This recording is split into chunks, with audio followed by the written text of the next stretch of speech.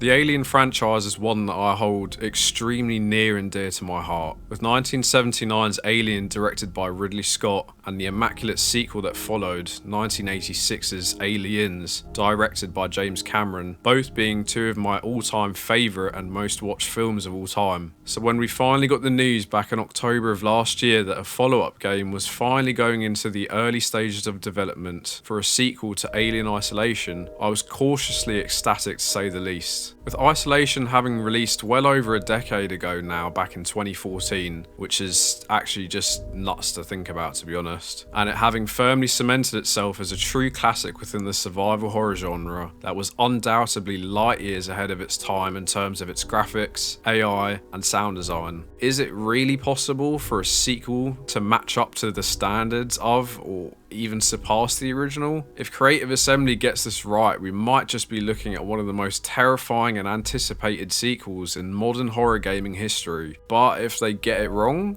well, let's just say games like Colonial Marines are very much still fresh in the dark recesses of my trauma center, and obviously not in the good sort of way either.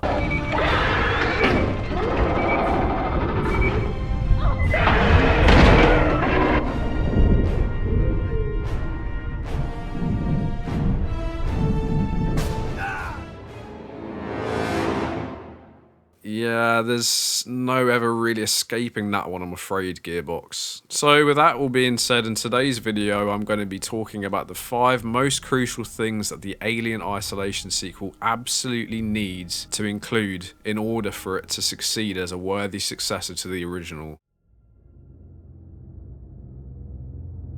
The Sevastopol station wasn't just a mere lifeless backdrop featured in the first title, it was one of the scariest characters in the game. Every hiss of steam, every broken bulkhead, every retro-futuristic CRT monitor, it all enveloped you in a true belief that you were actually surviving within the masterfully crafted world of the Alien franchise. So if the Alien Isolation sequel wants to not only work as an effective sequel, but to improve upon the original, it has to double down on all the incredible and immersive environmental horror that was presented to us in the first game. We're talking more claustrophobia, Giga-esque architecture, broken systems that never quite feel stable enough, and lighting and objects within the setting of the world that makes you really question if what you saw was the alien lurking in the shadows or not. Some of my favourite scenes from the new and ongoing TV series, Alien Earth, are actually the ones that took direct inspiration from the first 2 Alien films, with their use of cleverly hiding and blending in the Xeno into the surrounding architecture and objects on set. Living in that constant state of confusion and dread as to whether or not an exposed pipe or a bit of shiny rubber that you see off in the distance is the Xenomorph or not, is something that we desperately need to see played with in the sequel. It's what makes Alien, Alien. And let's of course not forget about the phenomenal sound design and ambience featured in the first game.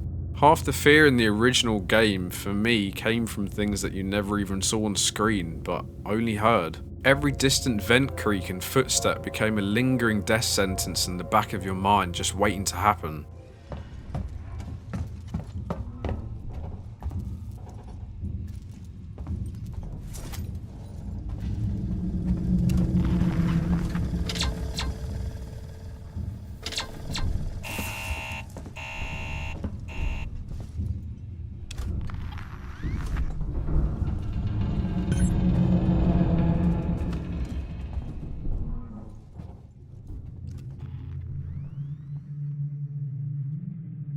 The Xenomorph in the first game genuinely felt like it had more personality than half the scripted NPCs featured in most AAA games that we get nowadays. The Xeno wasn't a strictly scripted entity, apart from when it was necessary to move the plot forward. It was unpredictable, intelligent, relentless, and learned exactly how you played as the game went on. It was, in essence, the perfect organism. If the sequel wants to terrify us again, then the Alien's AI needs to somehow evolve even further. Think smarter behaviour patterns like checking previous hiding spots more often, tracking blood left by the player when injured, and sharply reacting to objects knocked over or dropped by the player or other NPCs within the world. Maybe we could even see different Xenomorph types, each with uniquely different AI and hunting styles, such as a warrior Xeno for example, whose pure goal is not to just kill the player directly directly, but to incapacitate you in order to cocoon you up in the hive to be face-hugged.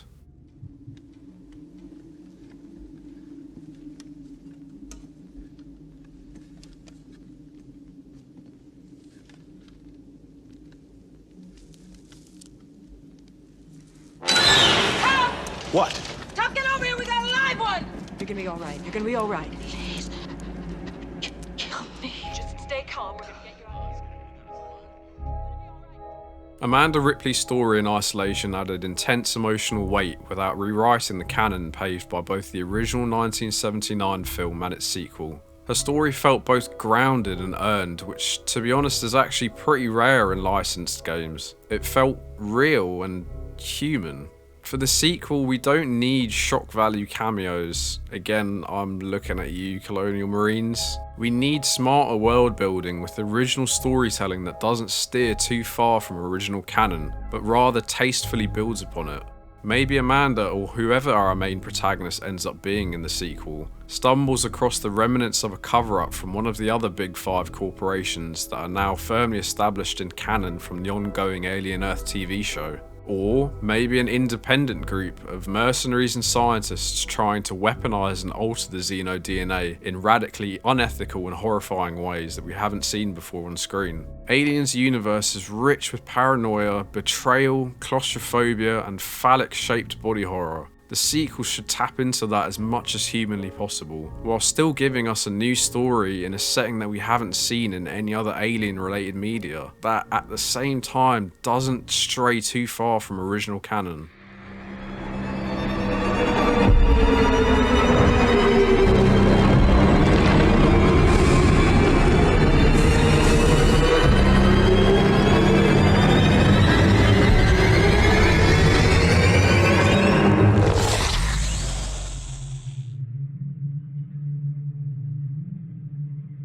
So, let's be honest. Isolation was kinda long. Like, space is pretty cold and now my soul is kinda long. For the sequel, I really believe that better pacing is key. We don't need a 20+ hour slow burner with far too many backtracking sections. We need variation, shorter and punchier segments, as well as extended segments of world building and narrative development through exploration or side objectives. It needs well-balanced environmental and narrative storytelling that both rewards for exploration and yet punishes the player for making too many mistakes. We need more moments of pure isolated silence with nothing but chilling ambience that builds pressure, not puts us to sleep.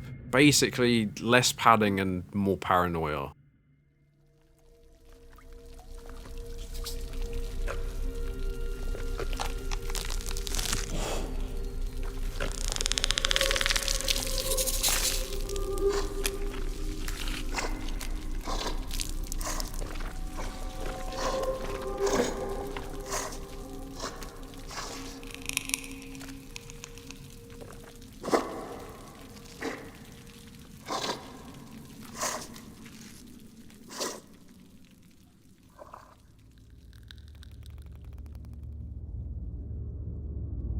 Serious horror doesn't always have to be entirely humorless. The first game had plenty of moments, little ones, that winked at you from various graffitied messages, audio logs, and terminal logs full of dry sarcasm found all across Sebastopol Station, left by the long-gone survivors of the Xeno outbreak. And the sequel should play and lean into that aspect in a greater depth.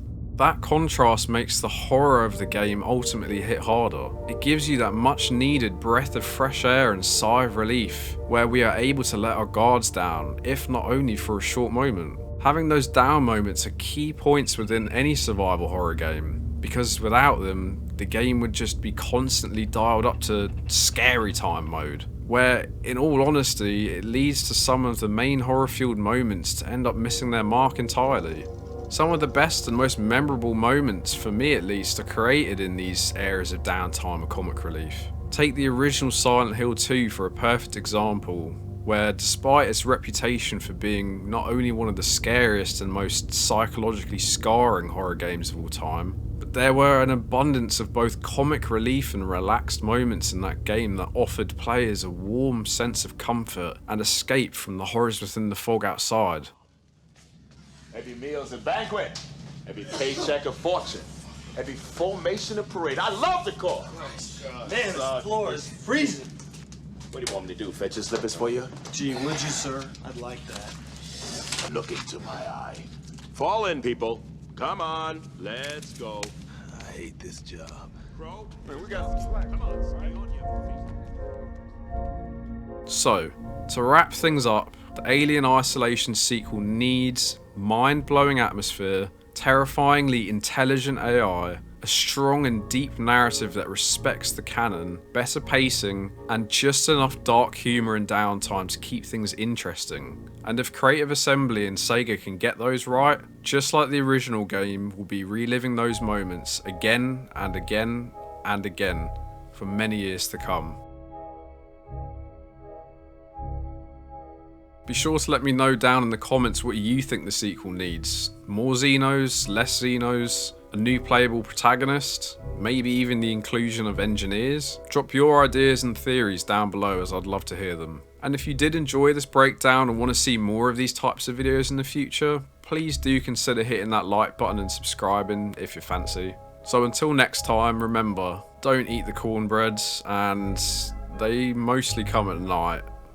Mostly.